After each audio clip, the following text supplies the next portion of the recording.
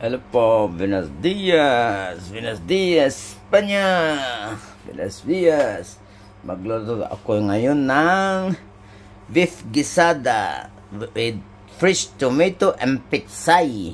Ito, ilalaga muna natin dito para alisin yung dugo niya. At saka lagyan natin ng ito yung kamatis. Tignan yung kamatis dito. Ang mura lang kamatis dito. Fresh na fresh fresh na fresh pong kamatis. Barya lang po namin. Ang ganda dito nga. Yan. Ang mahal dito yung pitsay. Ito mahal ang kilo talaga ito. Talagang parang gold ang peso din dito sa Spain para sa Pinas. Ito mas mahal pitsay, itong pitsay. Yan. Igisa natin na siyempre ng igisa natin yung karne na ito. Beef na ito. Beef. Ito, lagyan natin. Pakuluan natin muna. At saka igisa. Okay po. Yan po ang gagawin ko ngayong umagang Sabado. At magdi-day off si Madam Noemi. Ayan po ang ginagawa ko dyan. Pinapakulang ko kasi tignan nyo parang yung, ang tawag dito sa Spain, empurisa. Yung tawag nung may kilala kong kusinero, empurisa, para maalis. Itatap no hugasan yan. Tapos gagayatin ko. Igisa. Yun na. Ayan o. Ay! Kasi ang baka dito, dito hindi pinapadugo. Kaya may madugo yung ganyan. Parang marumi. Ngayon, maraming dugo yan. Maraming baka dito pinapatil lang sa kuryente yung para matay bigla, wala yung mga dugo-dugo. Yung iba hindi yung ganyan na. Alisin ko muna, okay? Ito na po ang resulta. Ito na po ang resulta. Katin natin ito, ganyan. Kayatin natin ng mga ganyan. Yung ilaki lang natin, yan, ganyan. Gayatin natin ng kontra. Ganyan, igayat. Ganyan, para alambutin natin. Ganyan po. Igasan natin.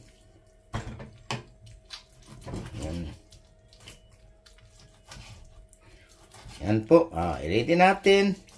Mamaya na po ulit. Okay po. Ito ang gagawin natin. Okay. And na po, charan. Kompleto na tayo. Kompleto na, bawang sibuyas. At saka fresh tomato. At syempre yung partner in crime. Virgin extra. Acetic olive oil virgin extra. Pero puros na. Pero mayroon kaagad kapal kasi. Samantalan natin pag nandito sa Europe.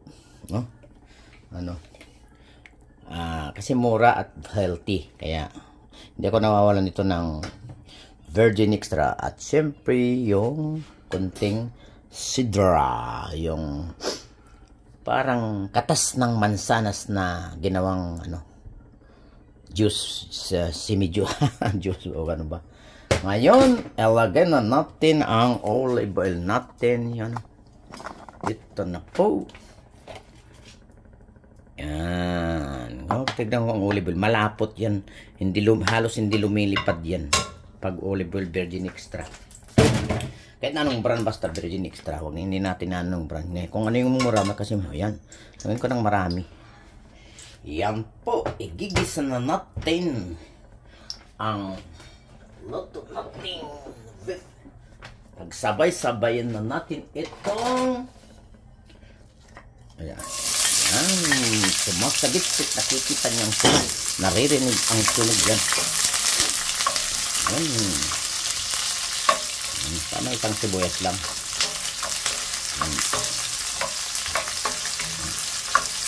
Importante mag-isa ng konti. Okay na rin yan.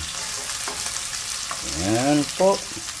Ayan na po. Pwede na natin ilagay yung beef natin.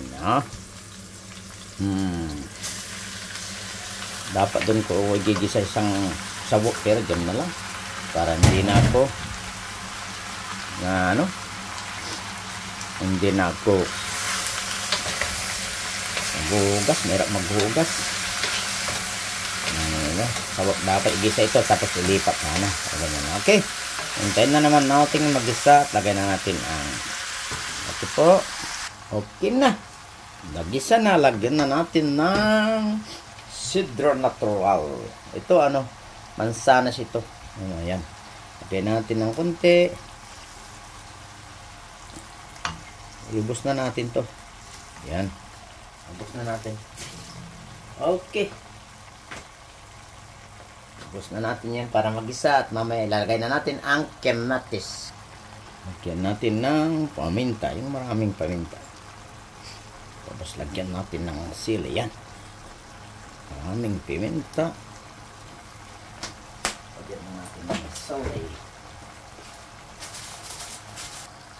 Yan na. Lapit na namang matuyo. Lagay na natin yung kamatis na fresh. Tapos palambo na natin ng 2 oras. Yan, 2 oras po. Okay. Ayan po. Sumasagit-sit na Nagmamantika na. Medyo mag-brown ng konti. Yung medyo didikit. Saka natin lagay na yung kamatis. Tapos takpan natin. Okay. Yan Okay po. Yan na. Yan na. Lagyan na natin ang fresh tomato. Yan fresh na fresh. Fresh na fresh. Lagyan natin ang fresh tomato. Mas maganda yung natural. Gusto ko natural. Hindi ako kontra sa mga pero sa akin yung talaga. Lalo yung pag tumatanda na tayo, kailangan puro na natural. Natural Yan. Yan po.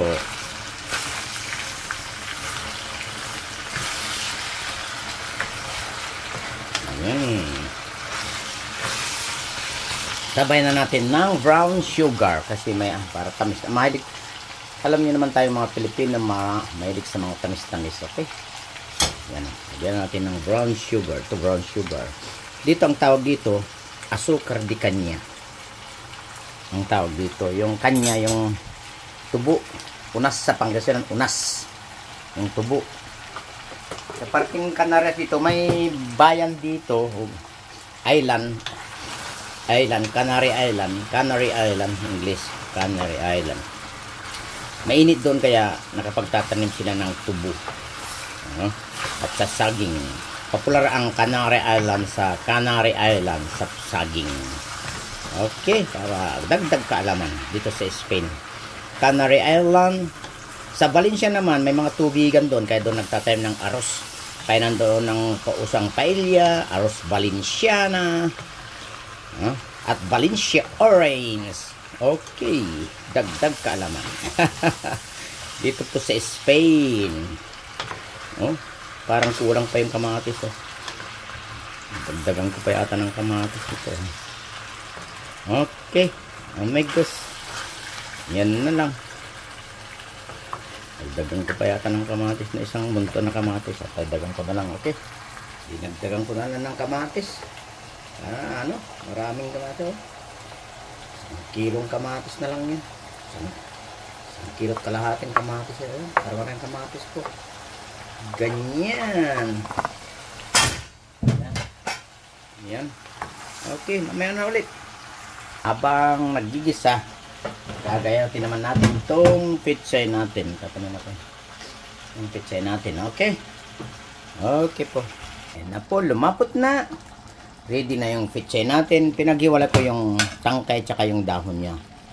Kasi iuna ko yung tangkay ng konti tapos yung dahon. Okay. Ngayon, takpan natin. Muna. Lagyan natin na ng tubig pala. Lagyan natin ng tubig. At takpan natin. Okay po. Lagyan natin. Kasi 2 oras to Palalambutin natin ng 2 oras. Yan. Kasi may yan, mga ugat-ugat yan. Yung beef na yan galing sa resto yan. Beef. Ugat-ugat. Yung pinaglinisan. Yan. Yan po. Mamaya ulit. Okay po, tignan na natin kasi 2 oras nang nakaraan. Ayun, lumapot na. Tignan nyo. Lagay na natin primero itong matangkay ng pizza. Ayan. Hindi ko lalagyan ng manghang kasi baka kakain si Lokito dito at si Madang Vlogger Denise bukas para ipapakita ko yung ano ko kay Mr. Sinigang na block yung nawalan ng monetize yung vlog ko.